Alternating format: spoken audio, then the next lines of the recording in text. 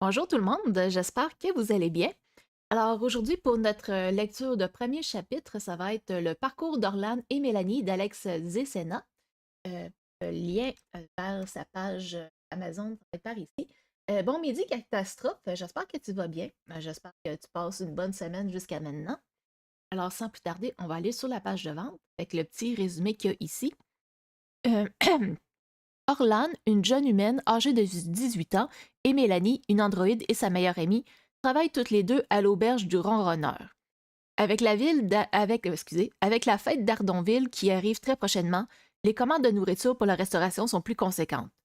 Malheureusement, les livraisons tardent à arriver depuis plusieurs jours. Nos deux jeunes filles décident d'aller voir d'où vient le problème. Leur aventure va les mener plus loin que ce qu'elles avaient prévu. Avec le parcours d'Orlan et Mélanie, venez découvrir le monde d'Enoria, un univers de fantaisie contemporaine dans lequel se mêlent d'un côté les codes de la fantaisie classique, elfes, nains, épées, pouvoirs surnaturels, et de l'autre des éléments propres au 21e siècle sur Terre. Voitures, smartphones, web, réseaux sociaux. Alors, le petit extrait juste par ici. Il y a une carte justement dans cette. Donc, on peut voir la République d'Arcandia, les terres d'Anodor, avec les petites. Des villes. Moi, à Ardonville qu'on a vu ici, l'auberge du Ronronneur qui est juste ici. Donc, pas loin de la forêt d'Ocdental. Une coupe de forêt puis des montagnes.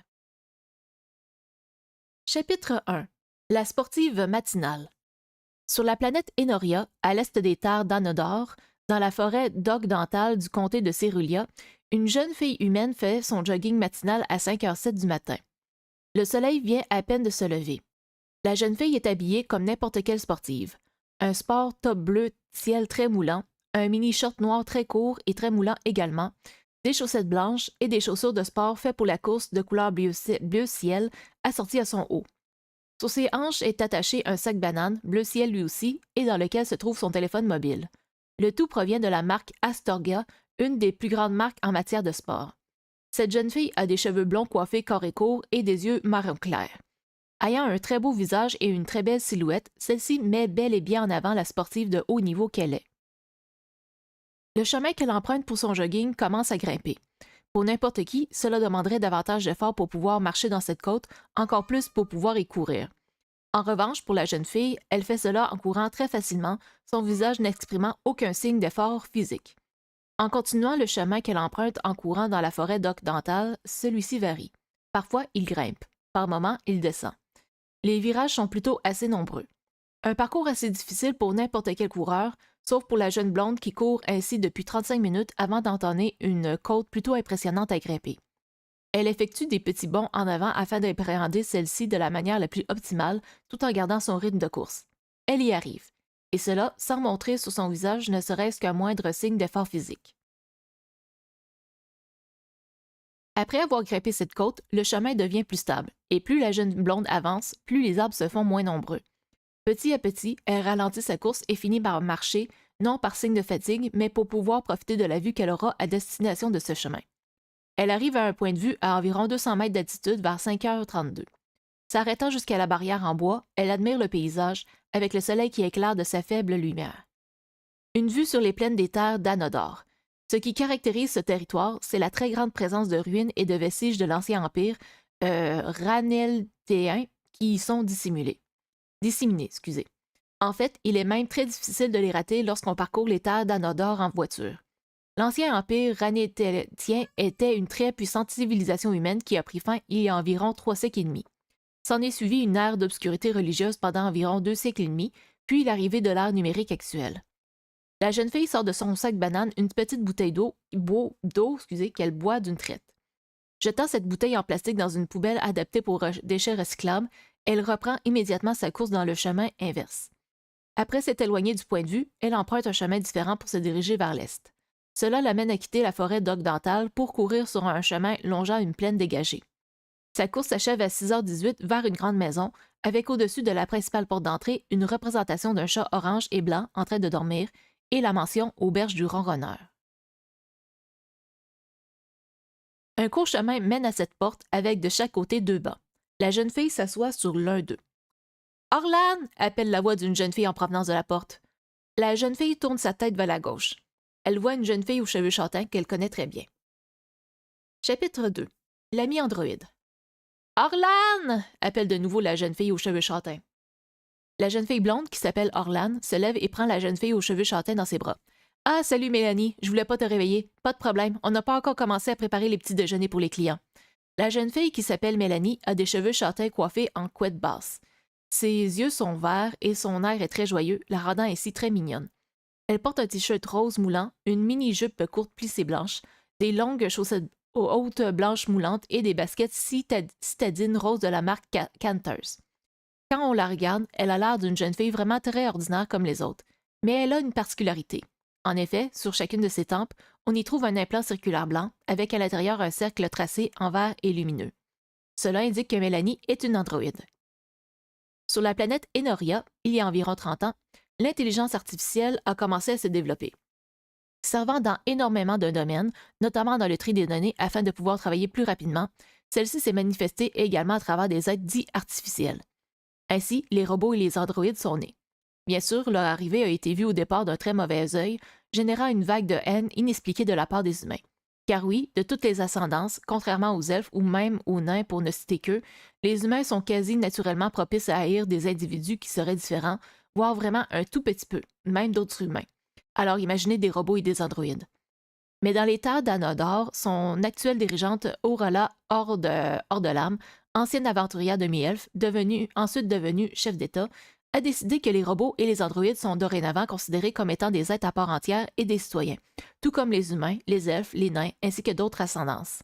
Toute vague de haine envers eux, en fait toute vague de haine tout court, qu'elle soit physique ou verbale, est très sévèrement punie, tout comme la maltraitance animale, auquel Orala a mis en place des lois contre cela. Mélanie se décrit elle-même comme étant une androïde féminine de type MEL-NI, NII modèle 820, prononcé MEL-N2, modèle 8/20. OK, merci. Dédiée à la protection, au soutien et à la guérison. Elle précise également qu'elle est née il y a 4 ans. Auparavant, elle disait qu'elle a été mise en service, mais Orlan a insisté pour qu'elle emploie plutôt le verbe naître. Et il y a 3 ans, un individu l'a amenée à la responsable de l'auberge du ronronneur pour qu'elle en prenne soin. Une autre précision est que le type d'androïde qu'est Mélanie n'est pas du tout répandu, et qu'en fait, beaucoup diraient qu'ils n'ont jamais vu d'androïde comme elle, déjà que des androïdes vraiment très humains n'étaient pas très courants. Pour Orlan et sa famille, Mélanie n'est pas une machine ou un outil. Elle est une véritable membre de sa famille. Pour Orlan, elle est vraiment bien plus. Elle considère Mélanie comme sa véritable meilleure amie, comme sa sœur. Auparavant, Mélanie se présentait elle-même par son titre d'androïde. Je suis une androïde féminine de type MEL N2, modèle 8/20. Mais Orlan lui a trouvé un prénom. Elle lui a proposé Mélanie, car certains pouvaient prononcer le nom de son type Melanie, ce qui a fini par donner le prénom que la jeune aux cheveux châtains porte actuellement. Et Orlan a insisté auprès de sa meilleure amie de se présenter comme étant Mélanie, chose qui a fini par arriver. « Je vais prendre ma douche et on pourra commencer à travailler », annonce Orlan. « Très bien, moi je suis déjà prête », continue Mélanie. « Je suis déjà douchée. » Chapitre 3. Colis manquant. Dans la salle de restauration de l'auberge du ronronneur, Orlan et Mélanie préparent les tables pour le petit déjeuner pour les clients. Une femme humaine adulte met en place sur une grande table les aliments et les boissons. Celle-ci a de longs cheveux blonds et des yeux marron clair. Très belle, elle a également des formes très généreuses, ce qui n'échappe pas parfois aux clients masculins. « On a fini, tante Miranda », annonce Orlan à cette femme. « Parfait, les filles », répond celle-ci. « Vous pouvez vous occuper de la réception des colis? Ils seront plus nombreux que d'habitude pour la fête d'Andeville dans 4 jours. On s'en occupe, lui dit Mélanie. Miranda est la tante d'Orlan et la responsable de l'auberge du ronronneur. Elle et son mari Randall gèrent cette affaire, aidés de jeunes filles lorsqu'elles ne sont pas en cours à l'université. Il n'y a pas d'autres salariés, sauf en cas de travaux plus importants, où Miranda embauche des intérimaires. Orlan et Mélanie reçoivent un premier colis. Il s'agit de produits dérivés destinés à l'auberge du ronronneur. Pour la fête d'Ardonville, Miranda a décidé d'en avoir un stock plus important. Parmi ces produits dérivés, citons des peluches de chats de toutes sortes, notamment ceux à l'effigie du chat orange et blanc qui est leur mascotte. Lorsqu'elle était plus jeune, Miranda faisait partie de la Guilde des Varden, une organisation créée par Orala Ordelam, réunissant des talents de toutes sortes que l'on nomme les Varden, et dont l'objectif est la protection des civils, la recherche de reliques perdues, ou même la neutralisation des menaces telles que des monstres de toutes sortes. Parmi ces Varden, très peu d'entre eux ont eu l'occasion de rencontrer, à un moment inattendu lorsqu'ils étaient perdus dans leur quête, un chat orange et blanc aux yeux à moitié fermés, très bavard avec un miaulement assez grave, râlant très souvent. Ce chat les invitait à le suivre pour les aider à retrouver leur chemin, puis disparaissait subitement. Miranda, dans sa jeunesse, a fait partie de ces rares Varden chanceux. Les jeunes filles reçoivent également de la nourriture, les spécialités régionales produites par les artisans du comté de Cerulia et même ceux du royaume nain des monts d'Esford, notamment leur bière. Elles ont avec elles une liste des réceptions, mais quelque chose ne va pas. Il est maintenant plus de 10h30 et seulement un quart des colis ont été livrés. Elle signale cela à Miranda. Cela l'inquiète, surtout qu'il n'y a toujours pas les commandes effectuées auprès du comptoir d'Ulrich à Ardonville, principal fournisseur de l'auberge. Elle décide alors d'appeler cette entreprise. Malheureusement, elle n'est pas plus avancée car Ulrich, le nain qui s'occupe de ce comptoir, lui annonce que lui aussi, certaines de ses livraisons n'ont pas été effectuées. Elle appelle d'autres de ses fournisseurs qui ont eux aussi le même problème. Hey, salut Shooter, j'espère que tu vas bien. J'espère que la route n'est pas trop tough avec toi. Voyons voir, j'étais rendu avec les fournisseurs. Cela n'impacte pas le petit déjeuner pour les clients, heureusement. Mais pour les jeunes filles, le travail a finalement été écourté. Bien que Miranda ne soit plus une Varden, elle a gardé certains contacts avec la guilde, du moins l'antenne qui est présente dans le comté de Cerulia à Ardonville. Pas la peine d'appeler les Varden, tante Miranda, lui dit Orlan. Mélanie et moi, on peut voir ce qu'il en est. On a envie de sortir aujourd'hui vers Ardonville et de toute façon, il n'y a plus trop de travail vu ce qu'il en est. Je sais pas, hésite Miranda, ça pourrait être dangereux. Cette idée ne réjouit pas tellement Miranda, surtout si ces colis manquants ont pour origine quelque chose d'assez grave et trop compliqué pour des civils, et qui serait du ressort des Varden. Pourtant, elle sait qu'Orlan est très loin d'être une faible jeune fille. Au contraire, elle est très douée en sport, aux arts martiaux et au maniement des armes blanches. Mais cela n'efface pas l'inquiétude de Miranda, qui aime tellement sa nièce. « Te fais pas de soucis, tante Miranda, la rassure Mélanie. Comme d'habitude, je serai près d'Orlan et je ferai tout pour protéger ma meilleure amie. » Miranda se calme un peu. Les filles se dirigent vers leur chambre pour préparer leur sortie.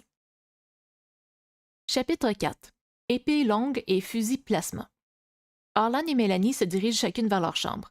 Chacune d'elles se change et prépare leur sac à dos, dans lesquels elles rangent le nécessaire, papier d'identité, provisions. La jeune fille s'habille d'un bandeau tube trop vif, d'un tube top bleu vif très moulant, couvrant sa poitrine, d'un mini-short de la même couleur avec des bords blancs également très moulants, des gants bleus aux bords blancs au niveau des poignets, de longues chaussettes blanches couvrant ses tibias et ses mollets, ainsi que des chaussures de sport bleu vif. L'ensemble de sa tenue est de la marque Astorga, lui donnant ainsi un look de sportive. Elle prend ensuite son épée longue, son arbre de prédilection, qu'elle attache au côté gauche de sa ceinture marron clair. Longue d'1,30 m, sa lame d'un gris clair est longue d'1 mètre. Sa fusée est entourée d'un cordage bleu clair pour une meilleure prise en main. Le pommeau et les quillons sont teintés d'un bleu foncé et le fourreau est d'une couleur bleue similaire à celle de la fusée. Finalement, la jeune blonde a une arme à 2 mains parfaitement ouvragée. Depuis ses 7 ans, Orlan pratique le sport de manière très intensive, ainsi que les arts martiaux.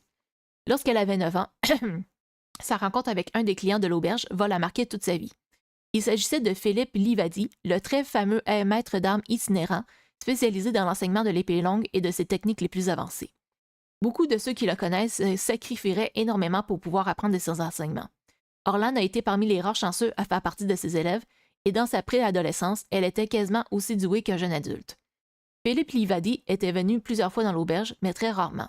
Mais lorsqu'il était là, Orlan profitait très grandement de son enseignement, et de son côté, la jeune blonde s'appliquait très durement avec beaucoup de discipline à perfectionner son art. Enfin, elle prend une dague longue de 60 cm avec une lame longue de 45 cm. Ayant un aspect triangulaire, ses couleurs sont similaires à celles de son épée longue. Elle attache cette arme à l'arrière de sa ceinture, le côté droit étant occupé par une sacoche marron clair qui y est attachée et dans laquelle elle a rangé son portefeuille et son smartphone. Quant à Mélanie, elle s'habille d'un sweat rose foncé moulant à manches longues et à rayures alternant entre le blanc et le rose clair, d'une mini-jupe plissée blanche, de longues socques à rayures rose clair et blanche et ses baskets citadines roses de la marque Canthers. Par-dessus sa mini-jupe, elle met une ceinture rouge clair avec sur son côté droit une sacoche de la même couleur dans laquelle elle a rangé son portefeuille et son smartphone. L'ensemble lui donne un look très girly, ressemblant à une petite écolière. Enfin, elle prend son arme de prédilection, un fusil tirant des traits d'énergie plasma de couleur vert clair. Cette arme possède deux modes de tir. Un seul tir d'un trait épais et puissant, ou bien un tir en rafale projetant 3 traits fins moins puissants, mais se succédant très rapidement.